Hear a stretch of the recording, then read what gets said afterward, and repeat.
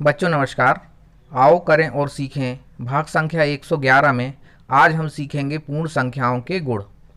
बच्चों, पूर्ण संख्याओं के संबंधित प्रश्नों को हल करने से पहले हम पूर्ण संख्याओं के बारे में कुछ थोड़ा जान लेते हैं।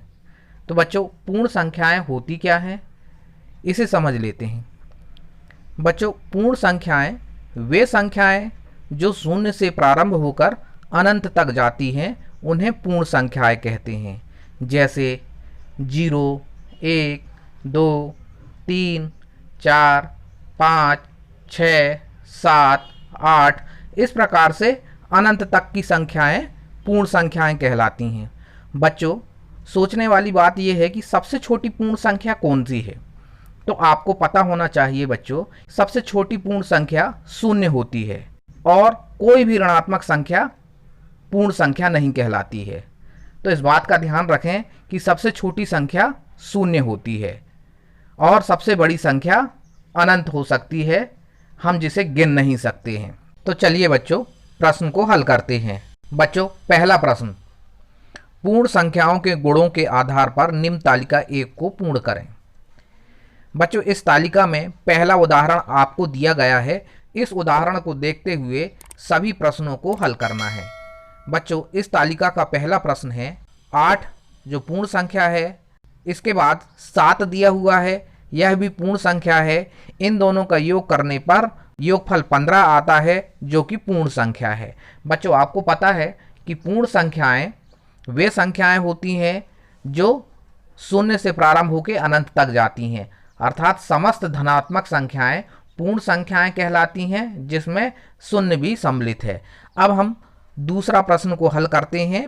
35 और 40 इन दोनों का हम पहले की उदाहरण की तरह हम योग करेंगे। 35 धन 40 बराबर 75, तो यह भी एक पूर्ण संख्या आएगा।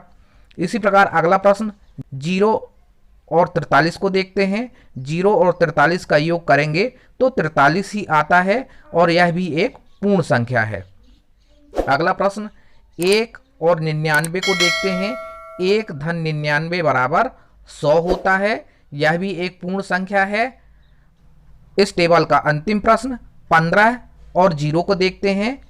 अब 15 और 0 को योग करेंगे तो हमें 15 ही प्राप्त होगा और यह 15 एक पूर्ण संख्या है। अब हम इस तालिका के नीचे के प्रश्न को देखते हैं। प्रश्न है, पूर्ण संख्याओं का योग एक पूर्ण संख्या होता है, हाँ या नहीं। बच्चों, हमने इस तालिका में जितने भी प्रश्नों को हल किए और पूर्ण संख्याओं का योग किया तो हमने देखा कि सभी पूर्ण संख्याओं का योग पूर्ण संख्या आता है। अतः इस उत्तर में भी पूर्ण संख्याओं का योग पूर्ण संख्या ही आएगा। अतः इसका उत्तर होगा हाँ। बच्चों, अब हम तालिका 2 को देखते हैं। इस तालिका 2 के प्रथम उदाहरण को हम समझते हैं। बच्चों, इस तालिका के पहले उदाहरण में पूर्ण संख्या 5 और पूर्ण संख्या 7 का गुणा 5 गुणित 7 दिया है और इसका गुणनफल 5 7 35 आता है और यह एक पूर्ण संख्या है। बिल्कुल सही बच्चों, यह एक पूर्ण संख्या है। हाँ, यह एक पूर्ण संख्या है क्योंकि शून्य से लेकर अनंत तक जाने वाली संख्याएं पूर्ण संख्या कहलाती हैं। अब हम प्रश्न को लेते हैं।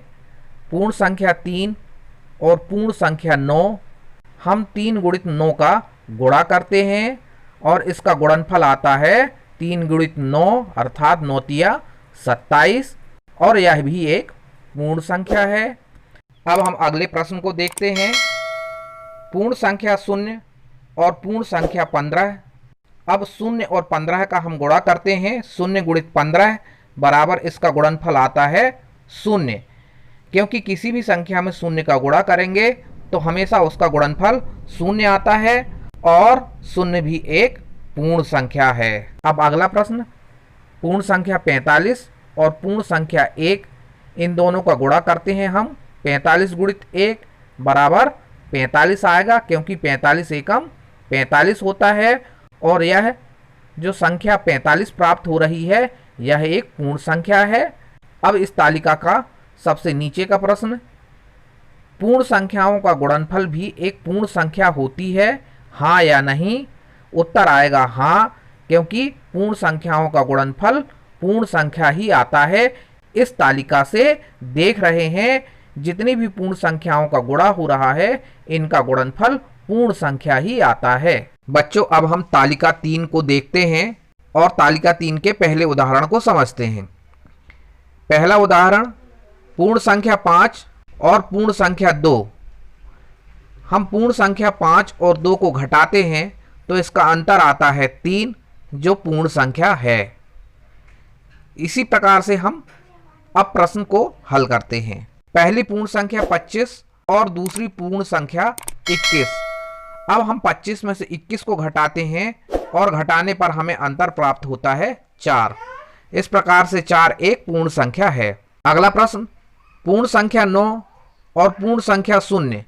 अब हम 9 में से 0 को घटाते हैं तो इसका अंतर आता है 9 और 9 हमें जो दिख रहा है यह एक पूर्ण संख्या है। अब लास्ट प्रश्न पूर्ण संख्या 3 और पूर्ण संख्या 10। अब हम 3 में से 10 को घटाते हैं तो अंतर आता है -7। अब बच्चों -7 इसलिए आता है क्योंकि हम देख रहे हैं सबसे आगे 3 है और इसके बाद बड़ी संख्या 10 है। हम 3 में से 10 को घटाते हैं तो इसका अंतर आता है -7। बच्चों -7 आने का कारण यह है क्योंकि हम छोटी संख्या 3 में से बड़ी संख्या -10 को घटा रहे हैं, इसलिए इनका अंतर -7 आएगा। बच्चों यह -7 पूर्ण संख्या नहीं है क्योंकि यह ऋणात्मक संख्या है। चूंकि पूर्ण संख्या को हम पहले ही पढ़ चुके हैं कि पूर्ण संख्या 0 से लेकर अनंत तक जाती हैं जो समस्त धनात्मक संख्याएं रहती हैं जिसमें 0 भी सम्मिलित रहता है।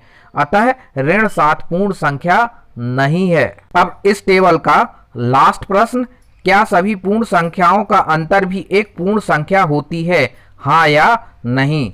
बच्चों इसका उत्तर आएगा नहीं, क्योंकि जब छोटी संख्या से बड़ी संख्या को हम घटाते हैं तो ऋणात्मक संख्या प्राप्त होती है। अतः सभी पूर्ण संख्याओं का अंतर पूर्ण संख्या नहीं होता है। बच्चों अब हम तालिका 4 को देखते हैं। तालिका 4 के प्रथम उदाहरण को समझते हैं और इस उदाहरण के अनुसार प्रश्नों को हल करेंगे।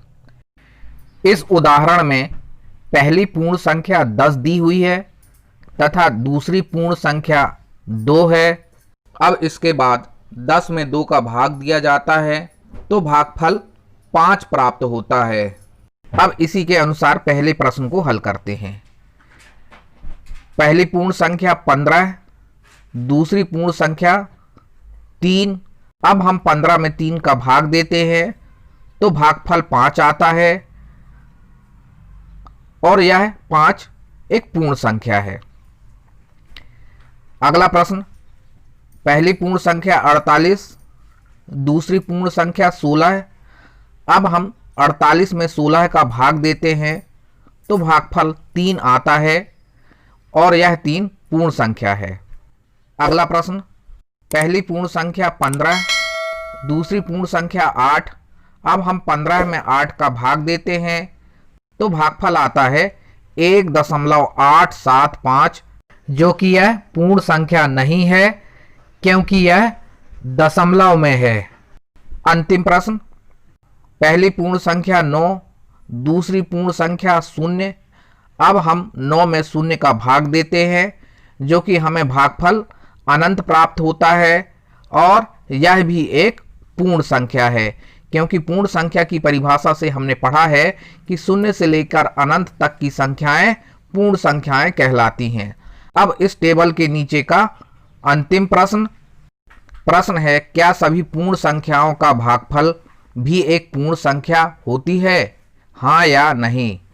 इसका उत्तर आएगा नहीं, क्योंकि हम सारणी से देख रहे हैं कि समस्त पूर्ण संख्याओं का भागफल पूर्ण संख्या नहीं आता है। बच्चों अब हम तालिका 5 को पूरा करते हैं। तालिका 5 में पहला उदाहरण दिया है, उसके अनुसार हमें समस्त प्रश्नों को हल करना है। तो बच्चों पहला उदाहरण को देखते हैं।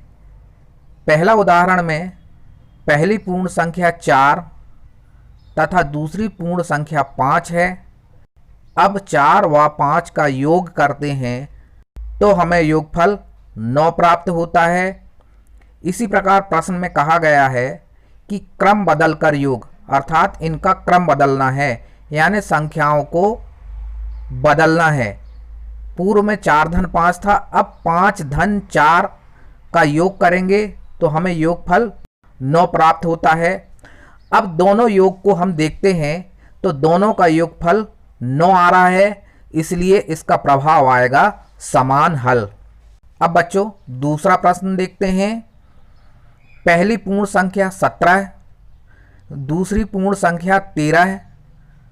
अब हम 17 धन 13 का योग करते हैं तो योगफल आता है 30। अब क्रम बदलकर इनका योग करते हैं, 13 धन 17 बराबर 30 आता है, जो इनका समान हल प्राप्त होता है, अर्थात दोनों में योगफल 30 आ रहा है। अब हम दिए हुए उदाहरणों के अनुसार अब नीचे अपने अनुसार संख्या बनाएंगे और देखेंगे इनका समान हल आ रहा है कि नहीं। बच्चों हमारे द्वारा बनाई गई संख्याएं और आपके द्वारा बनाई गई संख्याएं अलग अलग हो सकती हैं। अब हम पहला प्रश्न लेते हैं। इस प्रश्न में हम पहली पूर्ण संख्या 0 को लेते हैं तथा दूसरी पूर्ण संख्या 1 को लेते हैं। अब हम 0 और 1 का योग करते हैं तो हमें योगफल 1 प्राप्त होता है। अब हम इसका क्रम बदलते हैं, सबसे पहले 1 लिखते हैं, बाद में 0 लिखते हैं और इनका योग करते हैं तो भी इनका योगफल 1 प्राप्त होता है। तो दोनों का योगफल 1 प्राप्त हो रहा है, अतः इसका समान हल है। अब हम दूसरे उदाहरण में पहली पूर्ण संख्या 15 लेते हैं तथा दूसरी पूर्ण संख्या 20 लेते हैं। अब हम 15 और 20 का योग करते हैं तो हमें योगफल 35 प्राप्त होता है।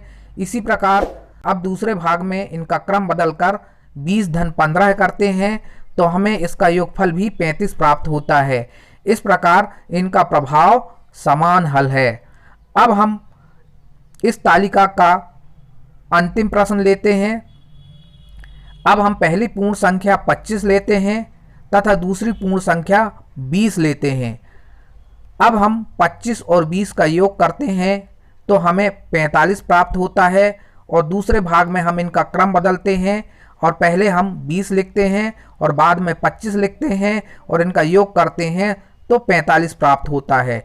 हमें दोनों स्थितियों में समान संख्याएं प्राप्त होती हैं, अतः इसका प्रभाव भी समान हल है। अब इस तालिका में सबसे नीचे एक प्रश्न पूछा गया है, क्या क्रम बदलकर जोड़ने पर भी पूर्ण संख्याओं का योग समान रहता है, हाँ या नहीं। बच्चों इस तालिका में हम देख रहे हैं कि इनका क्रम बदलकर इनका योग करते हैं तो हमें समान संख्याएं प्राप्त होती हैं, अतः इसका उत्तर आएगा हाँ, अर्थात क्रम बदलकर जोड़ने पर पूर्ण संख्याओं का योग समान रहता है। अब बच्चों तालिका 6 को हम देखते हैं और तालिका 6 के उदाहरणों को देखते हुए हम प्रश्नों को हल करेंगे। पहला उदाहरण, पहली पूर्ण संख्या 7, दूसरी पूर्ण संख्या 3। अब 7 में से 3 को घटाते हैं तो हमें बराबर में 4 प्राप्त होता है। इसी प्रकार क्रम बदलकर हम संख्या को लिखते हैं, पहले 3 फिर बाद में 7 और इनको घटाते हैं तो बराबर में ऋण 4 प्राप्त होता है। अतः यह समान हल नहीं है, क्योंकि पहले घटाव में हमें 4 प्राप्त हो रहा है तथा दूसरे घटाव में हमें ऋण 4 प्राप्त हो रहा है, अतः इसका प्रभाव समान हल नहीं है। इसी प्रकार से दूसरा उदाहरण, पहली पूर्ण संख्या 2, दूसरी पूर्ण संख्या 10। अब इनका घटाव करते हैं, 2 ऋण 10 बराबर ऋण 8। ऋण 8 क्यों आया है बच्चों, क्योंकि बड़ी संख्या ऋणात्मक है, इसलिए उत्तर हमें ऋण 8 प्राप्त हो रहा है। अब हम क्रम बदलते हैं और 10 में से अब 2 को घटाते हैं तो हमें बराबर में 8 प्राप्त होता है, जो कि हम दोनों के घटाव में देखते हैं। पहले घटाव में ऋण 8 प्राप्त हो रहा है और दूसरे घटाव में 8 प्राप्त हो रहा है, अतः यह समान हल नहीं है। अब बच्चों हम इन उदाहरणों को देखते हुए अब दिए हुए प्रश्नों को हल करेंगे। पहला प्रश्न, पहली पूर्ण संख्या 15, दूसरी पूर्ण संख्या 5। अब हम 15 में से 5 को घटाते हैं तो हमें बराबर में 10 प्राप्त होता है। इसी प्रकार क्रम बदलते हैं हम, तो सबसे पहले 5 लिखते हैं और बाद में 15 लिखते हैं। अब 5 में से हम 15 को घटाते हैं तो बराबर में ऋण 10 प्राप्त होता है, और अब हम देखते हैं कि पहले घटाव में 10 प्राप्त हो रहा है, दूसरे घटाव में ऋण 10 प्राप्त हो रहा है, अतः यह समान हल नहीं है। अब बच्चों हम इस तालिका का सबसे अंतिम प्रश्न हल करते हैं। इस तालिका में पहली पूर्ण संख्या 50 है तथा दूसरी पूर्ण संख्या 70 है। अब हम 50 में से 70 को घटाते हैं तो बराबर में हमें ऋण 20 प्राप्त होता है। अब बच्चों इसके बाद हम क्रम बदलते हैं, सबसे पहले 70 लिखते हैं, बाद में हम 50 लिखते हैं और 70 में से 50 को घटाते हैं तो अंतर हमें 20 प्राप्त होता है। इस प्रकार से भी हम देख रहे हैं कि यह समान हल नहीं है। अब इस तालिका में सबसे नीचे यह प्रश्न पूछा गया है, क्या क्रम बदलकर घटाने पर सभी पूर्ण संख्याओं का उत्तर समान रहता है, हाँ या नहीं। तो बच्चों आप देख रहे हैं इस तालिका में कि जब हम क्रम बदलकर संख्याओं को घटाते हैं तो इनका उत्तर समान नहीं रहता है, अतः उत्तर आएगा नहीं। अब बच्चों हम तालिका 7 को देखते हैं। तालिका 7 में सबसे पहले उदाहरणों को समझते हैं। पहला उदाहरण, पहली पूर्ण संख्या 7, दूसरी पूर्ण संख्या 3। अब हम 7 में 3 का गुणा करते हैं तो गुणनफल 21 प्राप्त होता है। इसी प्रकार से हम पहले क्रम बदलते हैं, 3 गुणित 7 बराबर 21। अब दोनों के गुणनफल को देखते हैं तो दोनों में 21 प्राप्त होता है जो समान हल है, अतः उत्तर में इसका प्रभाव समान हल आएगा। अब हम इस उदाहरण को देखते हुए सभी प्रश्नों को हल करेंगे। पहला प्रश्न, पहली पूर्ण संख्या 4, दूसरी पूर्ण संख्या 5। अब हम 4 में 5 का गुणा करते हैं तो इसका गुणनफल आता है 20। इसी प्रकार से क्रम बदलते हैं हम, तो सबसे पहले 5 लिखते हैं, फिर बाद में 4 और इनका गुणा करते हैं तो भी गुणनफल 20 आता है। इस प्रकार समान हल प्राप्त होता है, अर्थात दोनों भागों का गुणनफल समान आता है, अतः इसका प्रभाव समान हल है। अगला प्रश्न, पहली पूर्ण संख्या 2, दूसरी पूर्ण संख्या 0। अब हम 2 में 0 का गुणा करते हैं तो गुणनफल 0 प्राप्त होता है। अब क्रम बदलने पर सबसे पहले 0 लिखते हैं, बाद में 2 लिखते हैं। अब इनका गुणा करते हैं तो गुणनफल 0 आता है, अतः हम देखते हैं कि दोनों का गुणनफल 0 आ रहा है, अतः इसका प्रभाव समान हल है। अब इस तालिका का सबसे अंतिम का प्रश्न देखते हैं। पहली पूर्ण संख्या 9, दूसरी पूर्ण संख्या 5। अब हम 9 में 5 का गुणा करते हैं तो हमें संख्या 45 प्राप्त होती है। इसी प्रकार हम क्रम बदलते हैं तो सबसे पहले 5 लिखते हैं, बाद में हम 9 लिखते हैं और इन दोनों का गुणा करते हैं तो हमें गुणनफल 45 प्राप्त होता है। अब हम दोनों के गुणनफल की तुलना करते हैं, दोनों स्थानों पर 45 है, अतः इसका प्रभाव समान हल आएगा। अब इस तालिका के सबसे नीचे प्रश्न पूछा गया है, क्या क्रम बदलकर गुणा करने पर भी पूर्ण संख्याओं का गुणनफल समान रहता है, हाँ या नहीं। उत्तर आएगा इसका हाँ, क्योंकि हम इस तालिका में देख रहे हैं कि क्रम बदलने पर भी इनका उत्तर समान आता है, अतः इसका उत्तर आएगा हाँ। अब बच्चों इस भाग की तालिका 8 को पूरा करते हैं। इस तालिका में सबसे पहला उदाहरण को देखते हैं। पहली पूर्ण संख्या 3, दूसरी पूर्ण संख्या 5। अब हम 3 में 5 का भाग देते हैं तो हमें भागफल 3/5 प्राप्त होता है। अब इनका हम क्रम बदलते हैं, सबसे पहले हम 5 लिखते हैं, बाद में 3 लिखते हैं। अब 5 में 3 का भाग देते हैं तो भागफल 5/3 प्राप्त होता है। अब हम इनका प्रभाव देखते हैं। सबसे पहले हमने देखा था भागफल 3/5 आया था, बाद में 5/3 आया था और इनका भागफल अलग अलग आता है, अतः इनका प्रभाव समान नहीं है। दूसरा उदाहरण, पहली पूर्ण संख्या 10, दूसरी पूर्ण संख्या 2। अब हम 10 में 2 का भाग देते हैं तो भागफल आता है 5। अब इनका हम क्रम बदलते हैं, सबसे पहले 2 लिखते हैं, बाद में 10 लिखते हैं। अब 2 में 10 का भाग देते हैं तो इसका भागफल आता है 1/2। अब हम इनकी तुलना करते हैं, पहला भागफल 5 है, दूसरा भागफल 1/2 है, अतः इनकी तुलना करने पर हम देखते हैं कि इनका प्रभाव समान हल नहीं है। अब हम बच्चों अलग प्रश्न लेते हैं। हमारा प्रश्न आपके प्रश्न से अलग हो सकता है, अतः हम सबसे पहली पूर्ण संख्या 7 लेते हैं, दूसरी पूर्ण संख्या 8 लेते हैं। अब हम 7 में 8 का भाग देते हैं तो हम देखते हैं भागफल 7/8 आता है। इसी प्रकार हम क्रम बदलते हैं, सबसे पहले हम 8 लिखते हैं, बाद में 7 लिखते हैं। 8 में हम 7 का भाग देते हैं तो भागफल 8/7 प्राप्त होता है। अब हम इनकी तुलना करते हैं और तुलना करने पर पाते हैं कि दोनों का भागफल अलग अलग है, अतः उत्तर में समान हल नहीं आता है। इस प्रकार से हम लिखेंगे। अब बच्चों इस तालिका के नीचे पूछा गया प्रश्न को हम पढ़ते हैं। क्या क्रम बदलकर भाग करने पर भी पूर्ण संख्याओं का भागफल समान रहता है, हाँ या नहीं? तो बच्चों इस तालिका में हम देख रहे हैं कि हम क्रम बदलते हैं और भागफल करते हैं तो इनका भागफल समान नहीं रहता है, अतः इसका उत्तर आएगा नहीं। धन्यवाद बच्चों, आज इतना ही। अगले वीडियो में जल्द से जल्द मिलेंगे हम। आपसे एक अनुरोध है कि यदि आपने हमारे चैनल को सब्सक्राइब नहीं किया है तो सब्सक्राइब अवश्य करें और अधिक से अधिक शेयर करें। धन्यवाद।